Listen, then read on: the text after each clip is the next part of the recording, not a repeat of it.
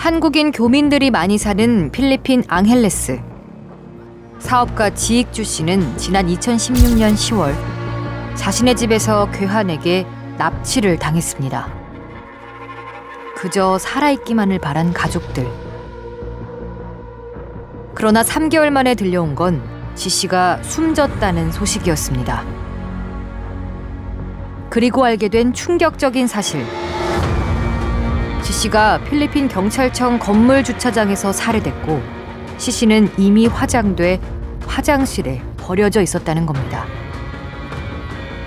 지 씨를 살해한 이들은 놀랍게도 필리핀 현직 경찰관들이었습니다.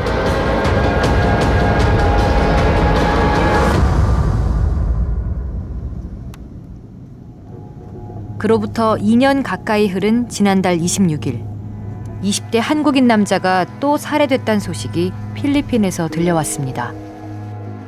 SBS 취재진이 찾아간 곳은 매년 90만 명의 한국인이 방문하는 필리핀의 유명 관광지 세부. 그러나 살인이 벌어진 곳은 널리 알려진 세부의 모습과는 느낌이 전혀 다른 곳이었습니다.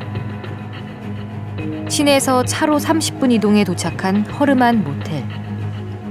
사건이 일어난 지난달 26일, 총소리를 직접 들었다는 경비원을 겨우 만날 수 있었습니다.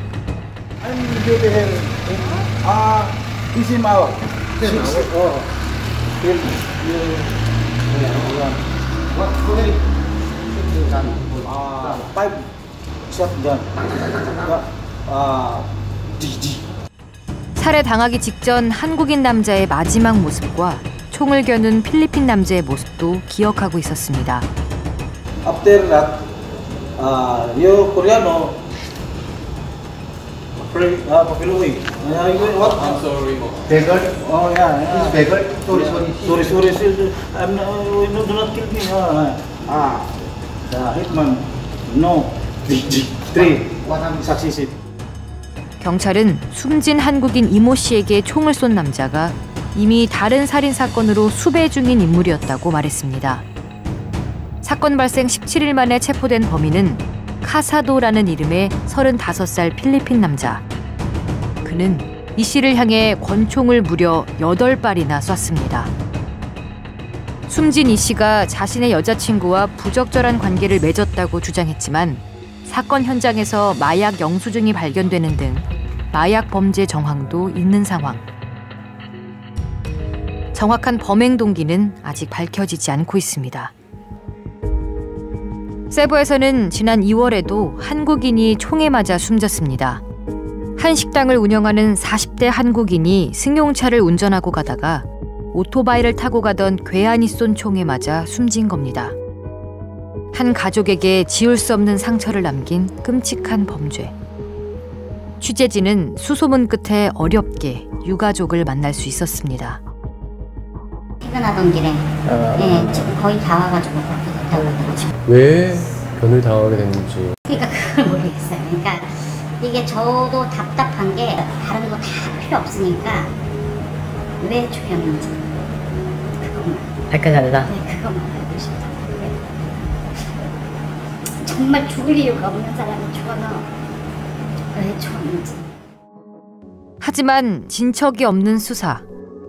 유가족조차 범인이 잡힐 거란 기대를 접은 듯 했습니다.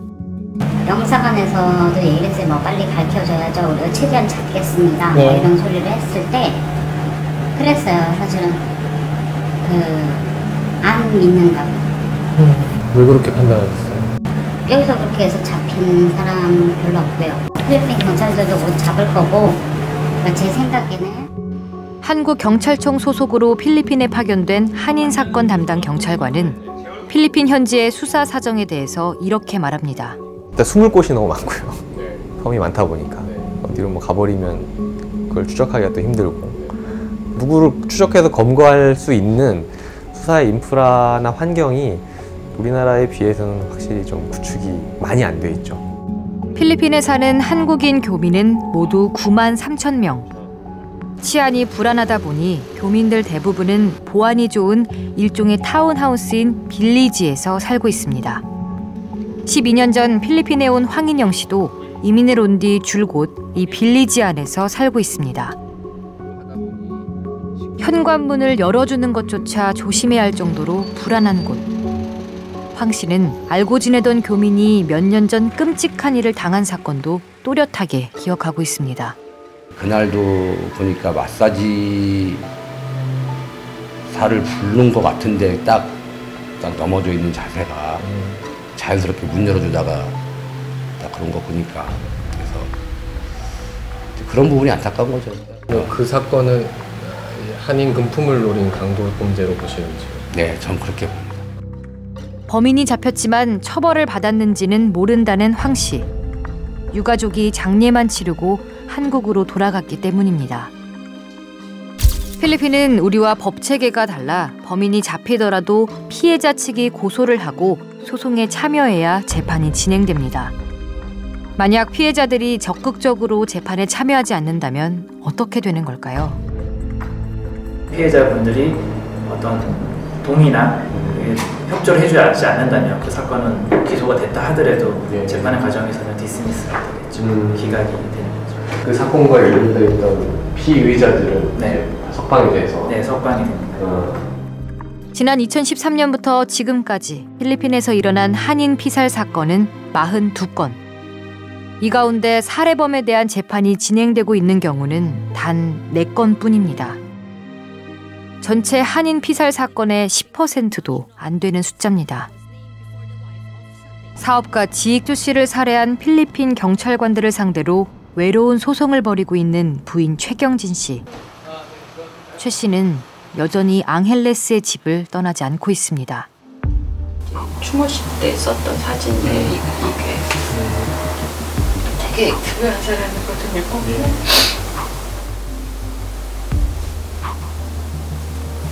'그리고 되게 긍정적이고.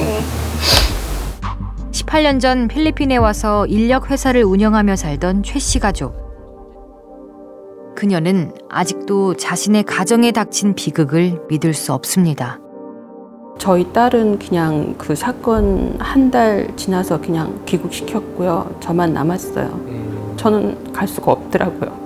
아마 제가 갔으면 이 사건은 그냥 묻혔을 거예요.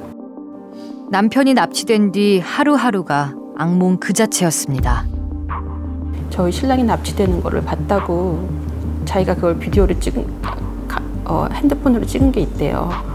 거길 보니까 저희 신랑이 잡혀가는 게 잡혀 있더라고요. 필리핀 경찰에 CCTV 등 증거물을 모두 넘겼지만 수사에 진전은 없었고 오히려 남편을 납치한 필리핀 경찰이 협박을 하며 돈까지 요구했다고 합니다. 난 네 차를 안다, 집도 안다, 뭐 다 얘기를 했었으니까. 그래서 저는 그냥 호텔 아니면 아는 집사님네 집 뭐 이렇게 돌아다니면서 자고 그랬어요. 남편을 찾기 위해 사설 탐정까지 고용했지만 막상 자신은 신변의 위협을 느껴 숨어 지내는 날들이 이어졌습니다. 현지 대사관이나 뭐 그런 한인 경찰밖에 없겠죠. 충분히 도움이 됐다라고 보시는지요? 아니요. 사건 처음에는 정말요. 누구한테 손을 내밀어야 되는지도 몰랐고요. 그래서 대사관은 그래도 자국민은 보호해주겠지 했는데 대사관 측에서도 자기네 업무 외에는 도와줄 수 있는 게 없는 거예요. 필리핀에서 형사재판은 5년이 걸릴지 10년이 걸릴지 모를 일. 교민들은 최 씨가 재판에 참석하는 것이 목숨을 건 위험한 일이라고 말합니다. 고소인으로서 어떤 그 피해자의 가족이 여기서 남아서 재판 진행을 계속 하는 경우에는 생명의 위협을 분명히 느낄 수 있습니다. 경찰 간부였던 사람들이 최경진 씨를 계속 저렇게 버려두지는 않겠죠. 대사관이 해줄 수 있는 것은 외교적인 노력을 해줘야 되는 것이고, 그리고 그 범인들이 그 제대로 된 처벌을 받아야 되는 것이고. 필리핀에서 총기 등에 의해 숨진 한국인은 확인된 사례만 50명. 최근 5년 동안 해외에서 살해된 한국인의 29.3%가 필리핀에서 숨졌습니다. 한국인 수사관이 배치된 2012년 이후 피해자가 해마다 감소하고 있지만 불안감은 여전히 남아 있습니다. 세상이 무너지는 슬픔에도 한국으로 돌아오지 않고 있는 최경진 씨. 앞으로 얼마나 오랫동안 힘겨운 싸움을 이어가야 할지 가늠하기 어렵지만 그녀는 포기하지 않을 거라고 말합니다. 이 사람들이 벌을 받아야지 저희 신랑의 죽음이 헛되지 않을 것 같아요. 이런 큰 죄를 졌는데도 아무도 벌을 받지 않는다면 이런 사고가 또 계속 일어나겠죠. 한국 사람은 건드려도 돼. 저희 신랑의 죽음이 헛되게 하고 싶지는 않아요. 그것이 남편을 앗아간 필리핀 땅에서 자신에게 남겨진 역할이라고 생각하기 때문입니다. 억울하게 숨진 한국인들을 위해 행동해야 하는 건 비단 최 씨뿐만은 아닐 겁니다.